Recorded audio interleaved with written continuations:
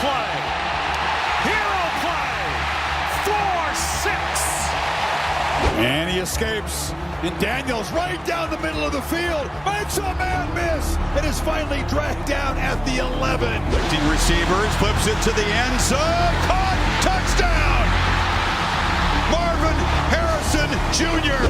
With so many talented QBs and so many teams looking for that one piece to turn around the direction of their franchise, this really could be one of the craziest NFL drafts that we have ever seen. You got a guy named Caleb Williams that many people are already comparing to Patrick Mahomes, and then you got Marvin Harrison Jr., who is one of the most hyped and talented skill position players coming into the draft in the last decade, who potentially won't even get picked top 5. So in this video, I'm going to talk about all the chaos going around the league with the draft coming up very soon, and what I think certain teams should do. But before I begin, I would really appreciate it if you would drop a like and subscribe. It only takes 5 seconds, plus you can always change your mind. We are on the road to 20k subscribers, and with your support, I believe we can get there super fast. Alright, so where do we even start? I guess it has to be with Caleb Williams, because as of right now, there is like a 99.999% chance that he gets selected first overall by the Chicago Bears after their move to get rid of Justin Fields to the Pittsburgh Steelers just a few weeks ago. I think the whole Fields situation kinda sucked because for Chicago, they had to make this move. If the scouts are right, Caleb Williams is a franchise-changing player, but I honestly thought another good option would have been to build around Fields, trade down, and draft Marvin Harrison. But they did go get Keenan Allen, so Williams definitely has the weapons he needs to succeed. And for Fields, I think Pittsburgh is the perfect place for him to get a fresh start. They are a winning franchise with great coaching, and things just usually work out over there. With the number 2 pick in the draft, the Washington Commanders are also looking for their franchise QB. Sam Howell was decent last season, but with the guys available on the board, I think they need to take one. And this is where things start to get interesting because I've seen mock drafts where they take everyone from JJ McCarthy to Jayden Daniels. I personally think Jayden Daniels is the second best QB on the board, and he won the Heisman for a reason. He made LSU a competitive team in the SEC with one of the worst defenses I have ever seen. He put up just over 3,800 yards with 40 touchdowns while only throwing 4 interceptions. Just incredible numbers and something any front office would be super excited to get. So now going into pick number 3, the Patriots will be in a very interesting spot. They most likely will also take a QB, but I honestly wouldn't be against them getting the talent of Marvin Harrison Jr. while they can. I know they wouldn't be any good this season again, but it would help them build for next season, because even though getting a QB is the most important thing for any franchise, when there is literally no weapons around him, it is very difficult for him to succeed. And it would suck to start your career off in a rabbit hole, so I think they will either take Drake May or JJ McCarthy off the board. But I think May has more upside, so that's who I would take. Now at number 4, the Arizona Cardinals are a team that is in a very weird situation. They could trade this pick, but in the case that they keep it, I think Marvin Harrison finally does come off the board here. I'm not a huge Kyler Murray guy long term,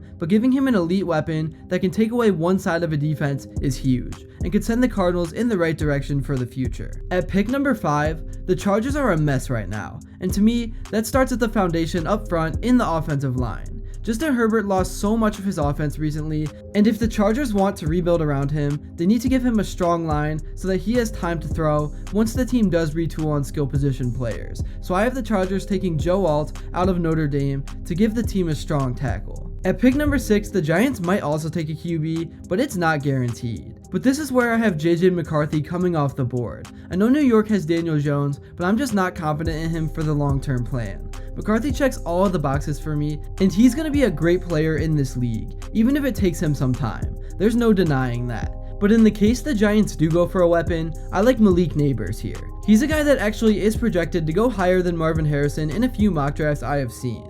He offers inside-out versatility and a twitchy skill set to create plays post-catch. At number 7, the Tennessee Titans are up.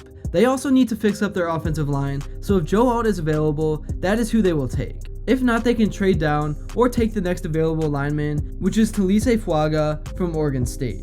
Moving to the next pick, which the Atlanta Falcons hold, with a top 10 pick in each of the past 3 drafts, the Falcons have gone tight end, wide receiver, and running back. Thus, I can't see them targeting wide receiver Malik Neighbors if he is available this time around. As tempting as that might be, instead, Atlanta feels a long-standing need on the edge with the explosive pass rusher out of Alabama named Dallas Turner. At pick number 9, I have the Colts currently trading up. They sit with a few needs. They have Anthony Richardson, who they selected last year, and he got hurt right away, so he was never able to play.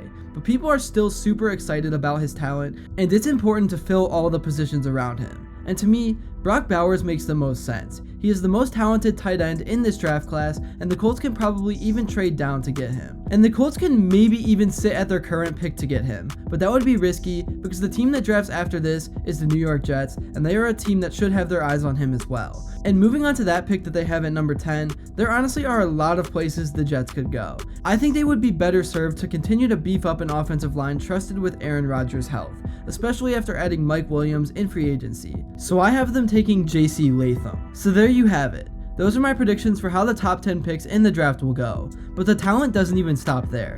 This is a loaded class, and I feel like there will be quite a few later picks that end up being way better than a lot of the guys picked top 10 and even top 5. At pick number 11, the Minnesota Vikings really need to work on their defense, simple as that. So I have them taking a top corner and great all-around prospect in Terrion Arnold. Arnold arrived in Tuscaloosa as a 5-star safety and then played inside and outside corner under Nick Saban. He flourished and was the Alabama defense's field general last season. Same thing goes for pick number 12, which the Denver Broncos hold. They need to improve their defense, and that starts up front. Viewed by many as the best pure pass rusher in the draft, Laiatu Latu absolutely could end up in Denver if the board falls this way. The Broncos would of course love to move up and get a top 4 quarterback, but I just don't think they have the ammunition. Now to speed things up, at pick 13 the Raiders need to improve at offensive line, but they also could risk it and take a chance at QB. And one guy that has been all over the place in mock drafts is Michael Penix Jr. I think he is as talented as anyone with a lot of upside, so I think they could make a shocking move and take him. So then at 14, the Saints will also probably go after an offensive lineman, so I just have them taking whatever the best available is. Then at 15, I have the Bears picking again after trading with the Colts, and I'm not sure what player they exactly should take here, but they should probably go after whatever the best available offensive lineman left is to put in front of Caleb Williams. That's really all I got for this video. Those are my predictions for how the early part of this draft will go. I know the picks will probably be completely wrong, but that's what makes this draft so much fun. Literally anything can happen, and there is just so much talent all across the board.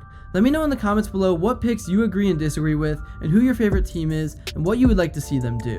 Thank you all so much if you made it to this point, and if you enjoyed and haven't yet, make sure to drop a like and subscribe, because your support truly means the world. And also, follow me on Instagram, because I am posting tons of cool sports related content every single day.